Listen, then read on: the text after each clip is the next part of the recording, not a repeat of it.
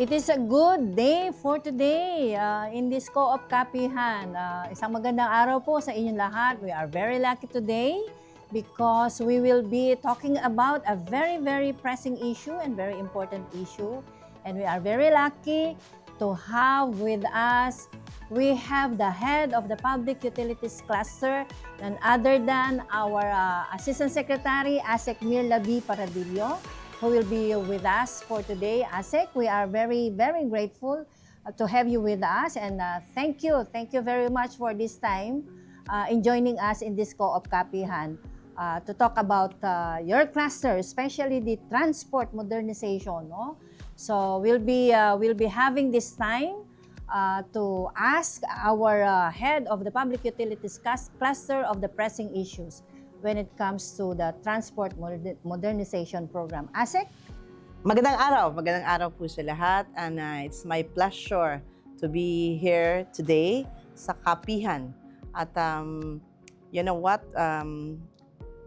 whenever cooperatives or especially transportation is topic, parang nabubuhayan ang aking dugo dahil ako'y totoong masaya pag cooperative ang pag-uusapan. So it's my pleasure to be here with you today. Yes, and we do recognize, ASEC, your immense responsibility when it comes to pursuing the transport cooperative, no, to ensure that this sector will be taken care of, especially yung pag-go through nila in this modernization program. So, I think, ASEC, let's start. Sure. Kung ano po ang magandang pag-usapan natin. Listen carefully to the answer of our head of the Public Utilities Cluster. First and foremost, ASEC, sa inyo pong palagay, what maybe are the mechanisms that have been established in coordination with the OTR, LTFRB, and of course the CDA and LGUs and other relevant government bodies in supporting transport cooperatives? Actually, madami tayong nagagawa at gagawin pa, but meron tayong nagawa, but I think it's not enough kasi this is a continuing process. Dahil hanggang ngayon hindi pa naman talaga, marami pang sigaw ang ating ang sektor, specifically no, sa transport co-ops na kailangan maayos. But then meron na tayong coordination with the OTR, LTFRB, and OTC of course. Nagkapag MOA signing na tayo, conduct na tayo ng National Monitoring Committee, Yes. kung saan hindi lang ito ay limited to the OTR, LTFRB, OTC, but LTO, lahat ng government office na pwedeng tumulong at makatulong ay natawag natin. I think there are 24 or 23 or 26 government offices na kasama sa National Monitoring Committee para ipaalam natin sa kanila kung ano ang programang ito at paano at saan sila makakatulong. So meron na tayong mga ginagawa, but as to CDA, nag-focus tayo sa capacity building ng transport co-op kasi ulit-ulitin kong sasabihin na itong modernization program, public transport modernization program ay na-implement na, well, nobody was prepared. Yes. Most especially the cooperative sector. Correct. So, kailangan nila capacity building, Yes. capacity building, and even ang LTFRB, DOTR, ipanaliwanag natin sa kanila kung ano ang pwedeng gawin immediate dito sa sector na ito. Yes, precisely, correctly. And it has long been the mandate of the CDA in doing these things. Now, ASEC, how do you think, how does the CDA ensures yung consistency ng implementation ng programang ito? Okay. Buhay na buhay ang aking dugo. Para ma-ensure, especially na tayo naman ay hindi permanente, no, na nag-cluster head sa ganitong sector. So, inassure natin na ang ating mga ginagawa ngayon ay patuloy, kahit sino pa ang nandyan, ay ito ay mapagpatuloy nila.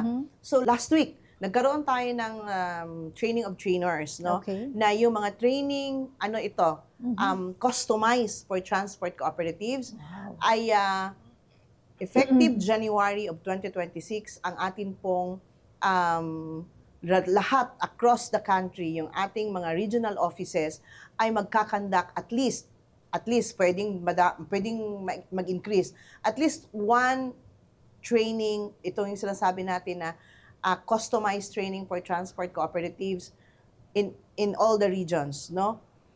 In every month they will conduct 4 transport lang. Kasi meron tayong compulsory training. This will be a compulsory training to transport cooperatives. Alright. Meron tayong compulsory training sa lahat ng co-op, no? But this is different. This was crafted especially for transport cooperatives. So meron silang training na dapat umattend sila kasi hindi rin sila mabibigyan ng COC if they will not undergo this training. This is especially for governance, mediation and conciliation. So, kinraft ito para lang talaga mapaayos ang kanilang day-to-day activity. Kasi nga, 'di ba, hindi nga sila prepare, hindi sila nakadaan sa mga pinagdaanan ng mga training ng ating mga malalaking co-op na meron na ngayon kasi hindi naman sila prepared na magkaroon ng 360-degree shift Correct. sa kanilang operation. So, I'm sure iniisip ito ng CDA na patuloy ang kanilang education hanggang sa sila ay masabi na nating maayos na ang pagpapatakbo sa kanilang modernized operation ng modernized co-op. Alright. We prepare them to be modernized in their operation, modernized drivers, and modernized transport cooperative sector. Wow, that's fantastic. So, ito, ASEC ay magpapatuloy-tuloy lang. Papatuloy hanggat nandiyan ang CDA. Alright. Ito ay patuloy na contribution ng ahensyang CDA sa transport cooperative sector. So, this is one way of the CDA na strengthen sila, ma'am. Exactly. Exactly. Okay. Ang goal dito ng CDA is to strengthen the transport cooperative sector. Alright, that's very good. Kasi ito ay parang nasa long term na. Yes. Sa mga ganon. So, pagka ganoon po, what may be in your perspective and in your point of view, ASEC, what are the long-term benefits do you expect when it comes to the modernization program? Ay, napakaganda. Kasi alam mo, even me, I am advocating a modernized transport co-ops or transport modernized system sa Pilipinas. Kasi tayo ay nabigyan ng pagkakataon na makaikot sa iba-ibang bansa. Parang sobrang behind tayo, no? So, alam natin na itong modernization na ito this is good for the riding public, the transport sector itself, and the government. Kaya lang, para bang nabigla tayong lahat sa pag-implement na, wow, isang umaga modernize na tayo. Surprise, parang ganon. Yeah. So, ito ay, biro mo, ang ating units ay hindi na tayo kakabahan na biglang sasabog. So, modernize siya dahil brand new lahat. Pangalawa, yung safety ng mga pasahero. Dahil alam mo yung hinto habang sasakay, tatakbo. Yeah. So, yan na, wala na yun. And so, yung mga safety, no, both the driver, the conductor, and the riding public. Pangalawa, secured ang ating mga drivers. Correct. Hindi sila maghahabol ng kanilang yung system before, yung the old one, yung magbaboundary hulog ka, baboundary ka. Kasi hahabulin mo yung pamboundary mo, hahabulin mo yung to the point na at stake ang safety ng iyong mga pasahero. Oo, nagmamadali ka. Itong modernization, ibig sabihin, patatakbuhin mo yung transport cooperative professionally. Yeah. No? Meron na silang arawan na magtatanggap sila. Empleyado na talaga sila ng isang kooperatiba. Kung baga, empleyado ka ng korporasyon. Ito ay kooperatiba, empleyado ka ng kooperatiba, meron kang sweldong everyday, meron kang SSS, meron kang PhilHealth, na hindi natin yan makikita doon sa old way ng transport. So, in long term, ang ganda ng ating transport industry. Basta lang po, gaganda siya kung sama-sama ang gobyerno na tumulong. Kasi hindi po natin makamit yung pinaka-goal nito, pinaka-objective ng modernization, hindi na imposibleng makamit natin without the help of the government. Precisely. Hindi natin pwedeng iasa na magkaroon ng modernized cooperative or transport modernization program na sila-sila lang. No, that's a very no. Dapat po laging nakaalalay ang gobyerno, lalong-lalo na sa ganitong pag-umpisa pa lang. So dapat alalayan ng gobyerno paano sila maging makabayad ng utang, paano sila nandun talaga ang alalay ng gobyerno. Hindi pwedeng pabayaan mo sila, ito mag-modernize na kayo and that's it. No. Kailangan parang baby, ipinanganak siya, alagaan mo siya, arugain mo siya hanggang sa kaya na niya yung sarili niya. Ganun po 'yun. Ang ganda, Asik, no? Parang we could imagine a community we're in. Yung mga driver, sustainable na yung kanilang livelihood. Hindi sila umaasa dun sa sinasabi niyong hulog boundary, naghahabol dito at ganyan, no? No need for them to think about na dahil meron na silang sweldo because Meron of this akong program. isang, hindi isa, marami akong transport co-op na ang kanilang mga miyembro, driver, lahat empleyado, bukod sa may sweldo, bukod sa mga benefits na nakukuha nila, alam nyo, meron silang 150,000 na card, health card, Wow. na bigay ng co-op kasi kumikita ang co-op. Correct. Pero ito naman sila, naging successful ang co-op nila sa tulong din ng mga gobyerno kung saan yung mga co-regulators ay talagang tumulong sa kanila. Ang gandang move nito. Napakaganda. Napakagandang move nito, Asik, no? Kung talagang ma-implement natin siya in the smooth way. Now, Asik, ano nga po ba yung mga masasabi nating challenges, no? Challenges na we do face in harmonizing national policy guidelines. Kasi sabi nga natin, we should have the support of the entire government system, no? Ano kaya po yung mga challenges that we have been facing in harmonizing national policy guidelines with local transport plans and LGU initiatives? Kung pag-uusapan natin yung mga challenges ngayon sa transport co-ops, I'm talking about transport co-op kasi dito ko siya kabisado. Yes. Baka hindi matapos ang show at kulang ang buong araw kasi kung tutuusin, mas madami ang challenges na nangyayari ngayon kaysa Correct. maganda, no? Minsan nga ang iba hindi na nila na-appreciate yung beauty ng modernization dahil mas nananaig na yung hirap at yung mga challenges nila. Unang-una, hanggang ngayon hindi pa rin tapos ang LTFRB sa kanilang pag-aayos o pagko-consolidate ng mga route plan.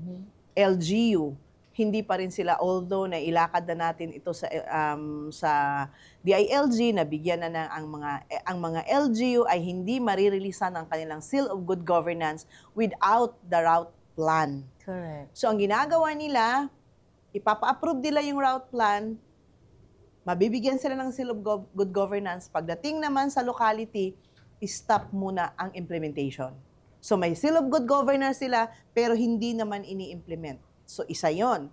Pangalawa, ang LTFRB ay hindi pa rin inaayos yung ano ba talaga ang ruta na bakit ang ruta ngayon, sa isang ruta, madami kang binibigyan, maghahati-hati sila. Yes. So, yun. Pangatlo, yung kanilang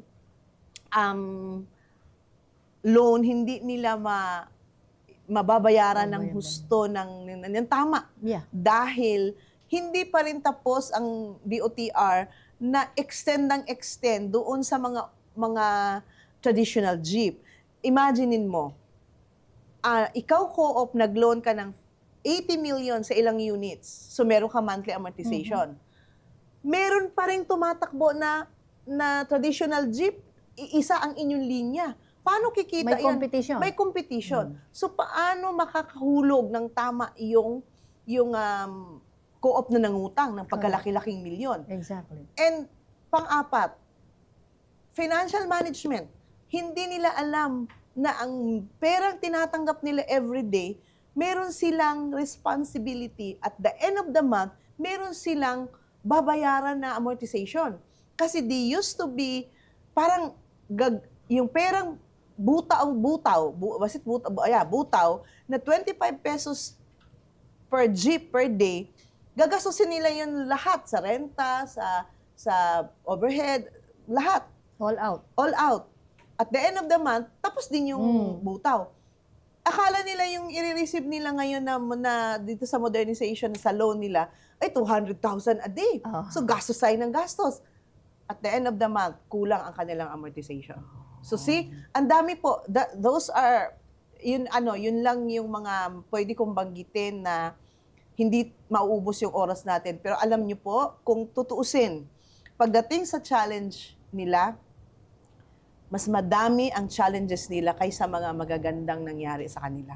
To the Correct. point nga na parang gusto na nilang sumuko. Kasi naikot natin, nabigyan tayo ng opportunity na makaikot at makausap natin sila tungkol sa kanilang mga hinaing. So kaya maraming naging initiative ang Cooperative Development Authority para kahit papano hindi man natin lahat ma-ease yung kanilang mga hinaing, pero at least nafe-feel nila na CDA takes care of them. Alright. So, meaning to say, kung titingnan mo ang programa, ASEC, ang ganda. Ang ganda. Ang ganda ng programa. But facing all these challenges, parang gargantuan ang, Yes. ang trabaho ng Oo. gobyerno. Even the CDA. Now, the CDA, even sabi nyo nga, meron tayong customized training para sa kanila. No? And one of the very big factor na sinabi nyo ay yung kanilang financial literacy. So, in that case, ASEC, what may be is the envisioning of the CDA when it comes to transport cooperatives facing this modernization program? Kagaya ng sinabi nyo, may mga loan default sila. No? They cannot really manage well yung kanilang mga finances. Now, how can we come up with a program that would sustain and be ensured na talagang maa-adapt nila yung tinuturo natin sa kanila, tinuturo ng gobyerno sa kanila when it comes to financial literacy and the proper fund management?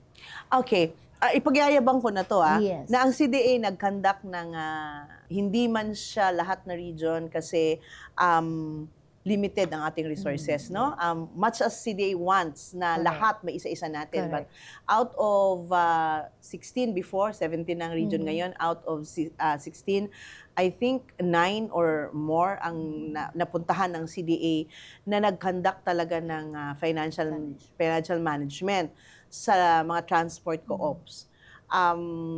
Pero hindi lang tayo nagtapos doon, no? Bukod sa nakita natin na 'yun ang pangangailangan ng transport co-op, hindi lang 'yon. Nagpagawa mismo, gumastos ang CDA ng accounting system Yes. para ipamigay sa mga lahat na transport co-ops. Ipamigay, hindi ibebenta. Libre. Libre. Dahil ganun kaseryoso ang CDA na tumulong sa modernisasyon na ito. So, nagpagawa ang CDA ng accounting system, ipinamigay noong August yata yun, o July this year, na umiikot na ngayon Yes. para sa mga transport co-op. Libre po ito to ensure na hindi lang tayo tumulong today. Correct. Tutulong ito long term Yes. na yun na ay mamanahin ng kanilang kung sino man yung mga officers na magpapalit-palit, iyon na yung gagamitin nila. So, ganun ang tingin ng CDA at bukod doon sa training na tuloy-tuloy. And alam nyo naman, ang learning ay continuous Yes. process yan. So, nandyan yung ating mga extension offices na umaalalay sa kanila sa pangangailangan nila. Kung mag-request sila, ang instruction natin, kung kailangan nyo mag-request, kayo na ang gumastos ng with your federation na may pera, kayo na ang gumastos sa venue, kayo na ang gumastos sa pagkain ninyo. You write CDA, I'm sure hindi kayo hihindihan ng CDA for a resource person on the Yes. management, financial management. Kaya lang, hindi yun bukas, i-schedule kayo. Correct. So tuloy-tuloy yun, tuloy-tuloy. Yun po ay sinisigurado ng CDA. Ang galing, ang galing. So, it is in the hands, no? Nasa bola ng ating mga transport cooperatives na lang, ma'am, na mag-avail sila niya. Correct. Tandaan nyo, yung accounting system na through the leadership ng ating ASEC ay pinagawa, pinadevelop, that's libre, that's free. It's just for them to access that. At gusto ko lang din na doon sa lahat ng ginawa natin na pag-iikot sa mga trainings, kasama natin yung buong CDE team na nag-compose ng ating management training, and of course yung ating accounting system. Accounting system. Gusto kong pasalamatan ang buong board sa kanilang suporta. Never silang nagdalawang isip. Yes. Nung sinabi natin yan na ito ang kailangan, never silang nagdalawang isip na tumugon sa pangangailangan ng sektor. And of course, yung team natin na nag-ikot, sobrang thankful. Hindi natin yun magagawa without their support and their help. So, hindi lang ito pwedeng sabihin na isang tao ang tayo dahil maybe the idea. Pero ang suporta lahat, kinuha natin sa lahat ng team ng CDA. Yes, so we got the full support of the CDA family. Yes.